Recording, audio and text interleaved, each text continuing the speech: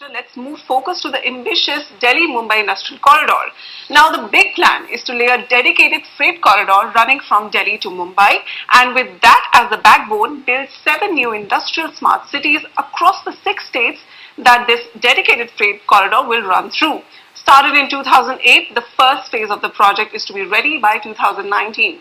Oyutam Ojha caught up with the CEO and MD of the Delhi-Mumbai Industrial Corridor, Amitabh Kant, for a first-hand update on the status of this mega infrastructure project.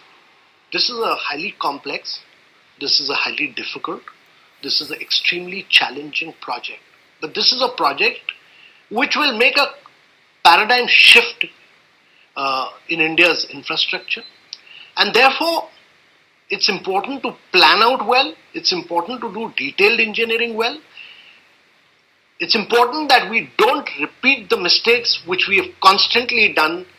That is, we do development without quality trunk infrastructure. Clearly a tough job at hand for this top-class bureaucrat, Amitabh Kant, CEO and Managing Director of DMIC or the Delhi-Mumbai Industrial Corridor. He has to transform thousands of acres of land across 7 states into sustainable global cities with world-class infrastructure. The dedicated freight corridor, which will cover 1,500 kilometers and is estimated to cost $90 billion, will be the backbone of DMIC. Under the project, 24 manufacturing cities across 7 states of Uttar Pradesh, Delhi, Haryana, Rajasthan, Gujarat, Maharashtra and Madhya Pradesh will be built.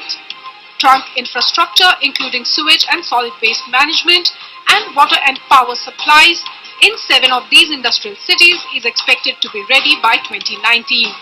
The plan is to build investment regions in Dadri, Noida, Ghaziabad in Uttar Pradesh covering 201 square kilometers.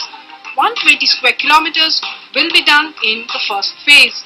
800 square kilometers will be developed in Manesar Bawal in Haryana. 354 square kilometer will be done in phase 1. Of the 160 square kilometer area to be developed in Kushkera, Piwari, Nimrana in Rajasthan, on the first phase, 120 square kilometer will be completed. 372.4 square kilometer will be covered in Pithampur, Dharmao in Madhya Pradesh, and in the first phase 100 square kilometer will be done.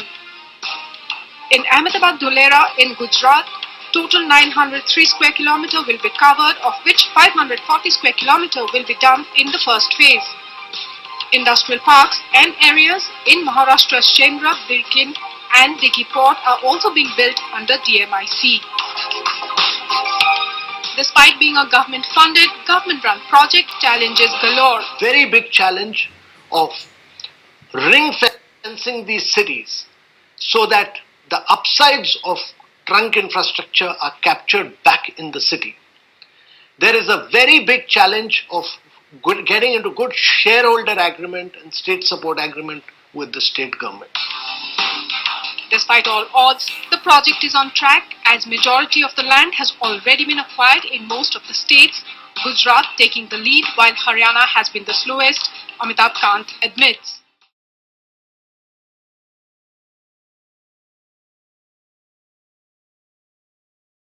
In areas, DMIC is also developing some early bird projects.